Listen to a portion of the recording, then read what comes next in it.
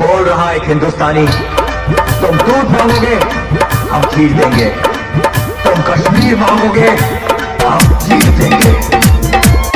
BSP मनोरंजन विधान बाजार Samastipur.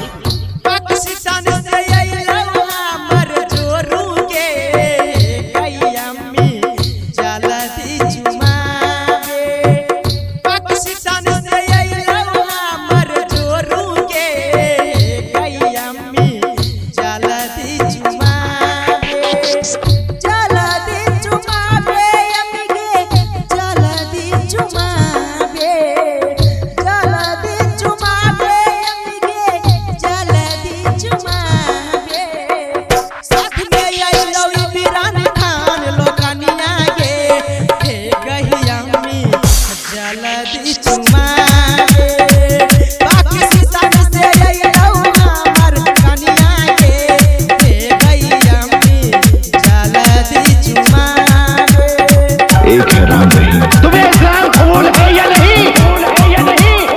Mix by Kanchan Raj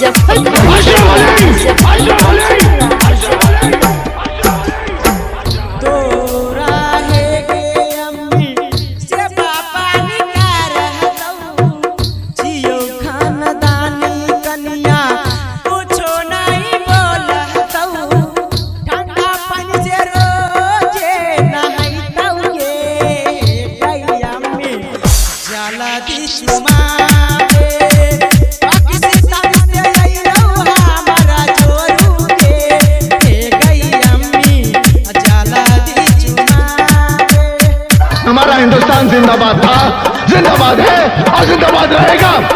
mix by Hindustan जिंदाबाद, हिंदुस्तान जिंदाबाद, हिंदुस्तान जिंदाबाद।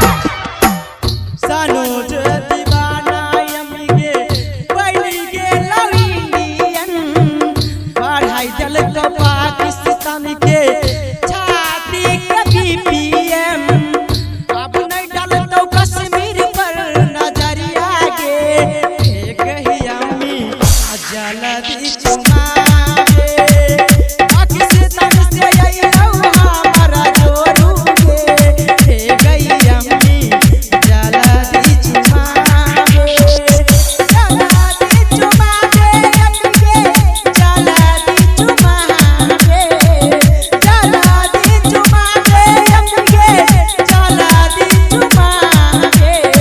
साथ में यही लोग इमरान खान लोकनिया के गही अम्मी जल्दी चुमावे साथ में यही लोग इमरान खान लोकनिया के गही अम्मी जल्दी चुमावे। बीएसपी मनोरंजन विधान बाजार समस्तीपुर।